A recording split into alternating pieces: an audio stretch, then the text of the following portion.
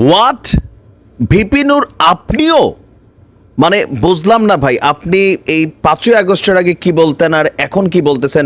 তাও নাম নেন নাই ভাসুরের। আমরা বুঝতে পারছি আজহারি আমির হামজাকে নিয়ে কথা বলছেন। আগে আমরা শুনি, ও মাগো মাগো ভাইরে ভাই, আগে শুনা নেই। ওয়াজের মাঠে পলিটিক্যাল ন্যারেটিভ কিন্তু মানুষকে খাওয়ানোর চেষ্টা করতেছে। এটা আলটিমেটলি আমাদের বিভাজন কিংবা ধর্মীয় পর্যায়ে বিতর্কের সৃষ্টি করবে। যারা ট্রেন্ডে আছে, জনপ্রিয় ইয়ং আলোচনা করেন, তাদের এই বিষয়গুলো মাথায় রাখা দরকার। তারা যদি বেশি রাজনৈতিক দিকে ঝুঁকে পড়ে, তাদের জন্য কিন্তু বিপদ অনিবার্য। মানে কৃষ্ণ করলে লীলা খেলা আর আমি করলে পাপ, বিষয়টা তেমন হয়ে গেল না? এই আলেমদেরকে নিয়ে, মানে বিশেষ করে মিজানুর রহমান আল আজহারি হুজুর লাস্ট 2টা ওয়াজে তিনি যে বক্তব্যগুলো দিয়েছেন, এগুলাকে ঘিরে বিএনপির তো মন্তব্য ছিলই। এখন ভিপি নূর যেই কথাগুলো বলছেন, আমি একটা অংশ শুনেছি, বাকি অংশটা এমন ছিল, পার্লামেন্টে শেখ হাসিনা সহ আওয়ামী লীগের নেতারা একটা কথা বলতে যে ওয়াজের মাঠকে রাজনীতির মাঠ বানানো হয়েছে। বিশেষ করে শিশু বক্তা রফিকুল ইসলাম মাদানি, আমাদের আমির হামজা হুজুর, তার উপরে হচ্ছে মাওলানা মামুনুল হক হুজুর, তারপরে হচ্ছে ইব্রাহিম হুজুর, অনেকেই তারা কিন্তু প্রতিনিয়ত ওয়াজের মাঠে রাজনৈতিক বক্তব্য দিতেন, যার কারণে দিন শেষে বাটে পড়তেছে। কিন্তু তখন আমরা দেখছি আমাদের এই ভিপি নূর রায় আলেমদের পক্ষে দাঁড়াইছিলেন। কিন্তু আজকে যখন নিজেরা ক্ষমতার চেয়ারটার কাছাকাছি, কি জানি একটা আছে, মানে বাবিয়ে কয় মুস্তাম্বের কখনো যে হয় কি কয়, যে যায় লঙ্কা তে হয় রাবণ, বিষয়টা কিরকম হয়ে যাচ্ছে।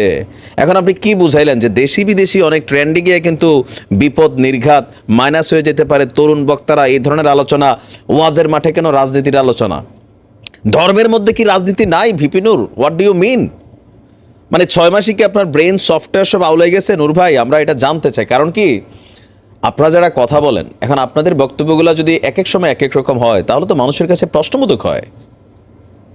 আজহারি হুজুর যেই কথাটা বলছে, এখন আজহারি হুজুরের নিয়ে রাজনৈতিক অঙ্গনে কিন্তু তোলপাড় চলতেছে। আর এই ঠিক একই দৃশ্য একটা সময় বাংলাদেশে ছিল।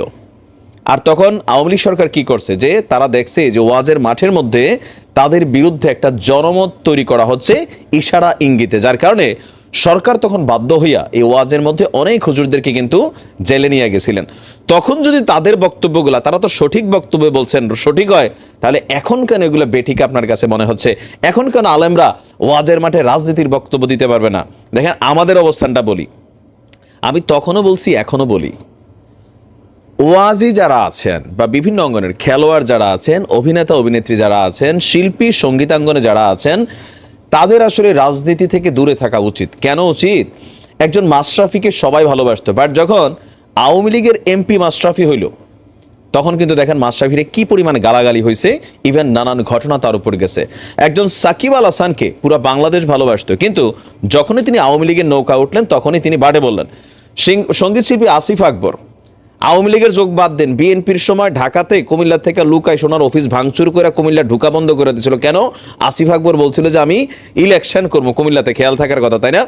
তো তার মানে কি, তারা যখন রাজনীতিতে আসে, তাদের যেই সার্বজনীন ভালোবাসা, যে অডিয়েন্স, তাদের মধ্যে একটা বিক্ষুব্ধ মনোভাব তৈরি হয়। কারণ এই দেশের মানুষের কাছে ধর্মের অনুভূতির তুলনায় রাজনীতির অনুভূতিটা বেশি। আমার সবসময় বক্তব্য ছিল, এখনো আছে, কিন্তু আপনারা বক্তব্য বদলাচ্ছেন। আমি তখনও বলছি, যারা জনপ্রিয় বক্তা আছেন, আপনারা নিজেদেরকে কোনো দলের কইরা ফেলেন না। তাহলে কি হয়, যে আপনারা যখন একটা ওয়াজের মাঠে যান, আওয়ামী লীগ, বিএনপি, জামাত, হিন্দু, মুসলিম, বৌদ্ধ, খ্রিস্টান অনেকেই থাকে বড় জনপ্রিয় বক্তাদের। তো সেইখানে আপনার বক্তব্যটা যখন একপাক্ষিক হয়ে যায়, একটা অংশকে টার্গেট করে, সে অংশের যারা অডিয়েন্স থাকে তারা কিন্তু আপনার উপর খেপে। আমরা দেখছি না, আওয়ামী লীগের সময় বিভিন্ন মাহফিলের মধ্যে এভাবে হুজুরের উপর তাইরা তুলে যাইতো। ঘটনা কি, ওই যে একই দৃশ্যপট আমরা হয়তোবা আবারও দেখতে পাচ্ছি। কিন্তু দুর্ভাগ্যজনকভাবে আমাদের এই মানুষগুলা রাতারাতি তাদের বক্তব্য চেঞ্জ করে ফেলতেছেন। তো এখন বিপদে কেন পড়বে? এখন তো নতুন বৈষম্যহীন বাংলাদেশে, দেশে সবার অধিকার আছে দুর্নীতির বিরুদ্ধে কথা বলার, চাঁদাবাজি, সিন্ডিকেটের বিরুদ্ধে কথা বলার। রাজনীতি নিয়েও ধর্মের মধ্যে রাজনীতি আছে, আমরা তো এতদিন এগুলোই শুনছিলাম। এখন আবার কেন বক্তব্য চেঞ্জ করলেন নূর ভাই? আপনারা বলেন, নূর ভাইয়ের বক্তব্য নিয়ে আপনাদের মন্তব্য। ভালো থাকুন।